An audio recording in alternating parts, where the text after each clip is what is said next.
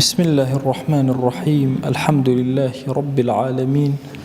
والصلاة والسلام على خير خلق الله محمد وعلى آله وأصحابه الكرام وتابعيهم بإحسان إلى يوم الدين. ربنا أرنا الحق حقا وارزقنا اتباعه، وأرنا الباطل باطلا وارزقنا اجتنابه. ربنا آتنا في الدنيا حسنة وفي الآخرة حسنة وقنا عذاب النار. برزان خوشویستانم لخدمت کتێبی نایابی ئەذکاری ئیمامی نەوەویە ژیان بەسەر ئەبێن. دیارە باسی زۆرێک لە ذیکرەکانی بۆ کردوین، ئەگاتە سەر باسی ذیکرەکانی نوێژی تەراویح.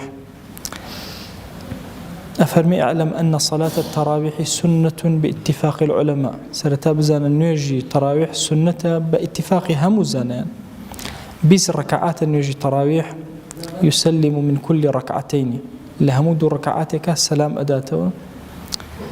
دوای 20 ركعاتكش 3 ركعاتي ويترمان هي وتبس 3 ركعات. أفرمي وصفة نفس الصلاة كصفة باقي الصلوات على ما تقدم بيانه. صفة أمن وجاء حروك وهمو نجا كان يتر أواي همو مرجو شرط بو نجا كان يتر دان راو بو أمش دان راو همو أذكاراني لواني ترى إخواني دعاء افتتاح سرتاي دس بيكردن، همو ذكركاني تر مثلا سبحان ربي الأعلى وسبحان ربي العظيم وسمع الله، هرشي هي لنجا بكاملي بو أمانيش هي.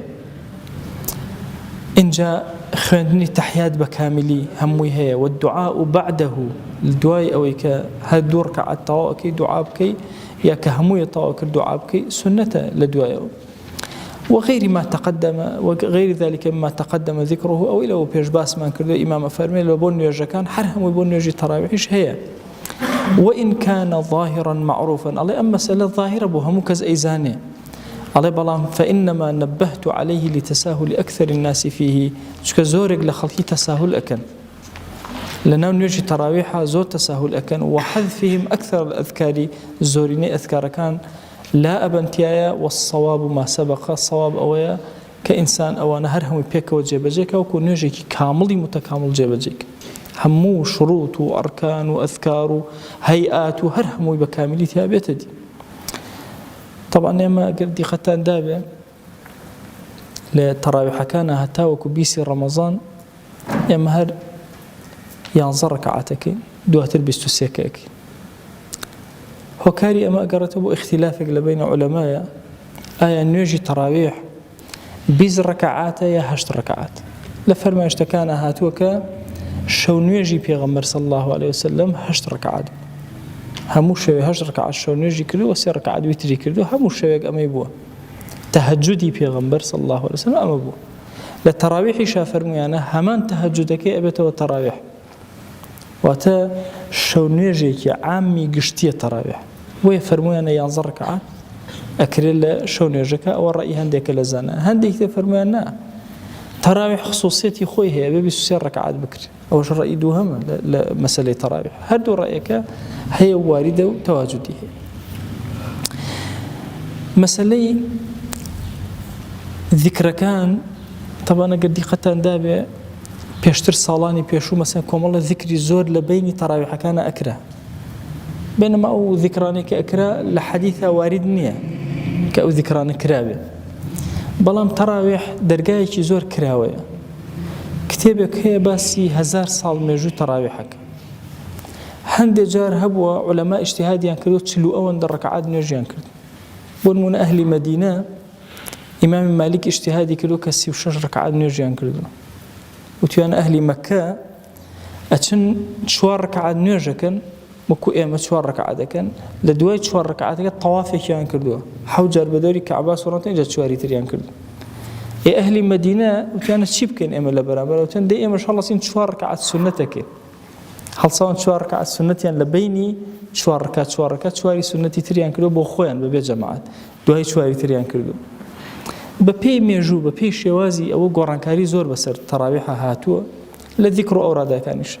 هندي العلماء فرمانا بالتراويح هيج مجالاتي كان لبينا نهشتو، هندي كيجوكو إمام النووي أو أنا مجالاتي أنت هشتو. فرمي أتواني أذكار كي أتواني دعاء كي لبين كان بميني توزور لبين كان إما أمره بليك من بيو ديار الراسية لمسألة تراويح مانا أصلي تراويح أويا لبيني هرشوار ركعاتات ودابني شي زور بأندازي حو طواف، يعني كسك حوجر بدوري كعبة بصورته وانت دانيش أصلك أو هاي بويش أهل مدينة أهاتن شوار ركعات يعني بإسراء أحد سنتي خويا كر إنجا دواي شوية تريان بجماعتك ويقربوا أو بكنوا يعني أهل مكة بيشمان أدنوا ما أوا منافسة بولا سر خير.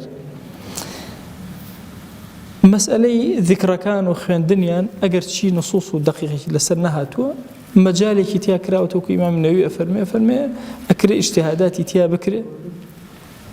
هر زمانه هر شوينه هر جگه بپی خوی بپی خلق کی خوی مجالي أويتيا ك محاولة بكن كتراويح كان يعني برازلنا وبذكر أوراد ودعاء كذن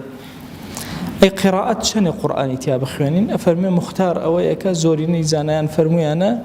لهموش شويك جزء بخوان ري واتبا كامل ماك ختمك كامل بكري إنجا فرمي أنا السنة هانية بالتلاوة قرآن بخوان ري بالترتيل ترتيل لقال تلاوة بيني وتانا مثلا عبد الباسط أو أنا هم بالتلاوة أخوانا كبهواشي قرآنك أخوانا دوباري أكاتا أو أنا صوتك ترتيل جواب دوايك وكم مثلا سعد الغامدي وكم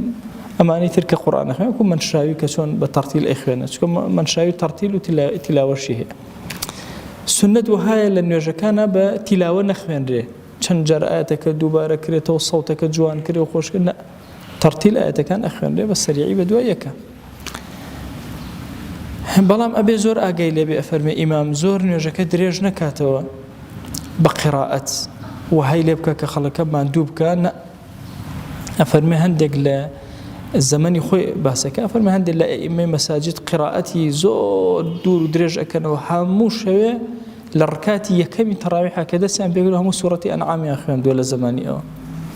أفرمي خلق أن توشي ملل كردو ما عنده كردو ما شاء الله زمنا لو تسيب الدرجة تراويح ما سورة أنعام نخوان واضحة أفرمي الركعتي كمال لها مو مزقودة كان أو سورة أنعام بكاملي أخوان إمام أفرمي أما غلطة أم درج كرنوية النية أفرمي لركعاتي أخيرة لشبي حوت رمضان عينا سورة أنعام بكاملي لركعاتي أخيرة أخوان فرموي أنا أمل برأوي هرهم أم سورة بيك وهاتوا النبي بشبشيكي همويا بيك وخاندو أفرمي أما بدعيش قبيحشة وجهالة بدين لبرأوي أبي مراعاتي أو خلقبكي كلا قلطايا سيري أو خلقبكي أفرمي بيشتريش تفصيلي أمانا باس كردو كلاوي إمام صفات كان يتشين شون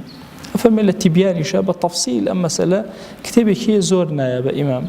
التبيان في آداب حملة القرآن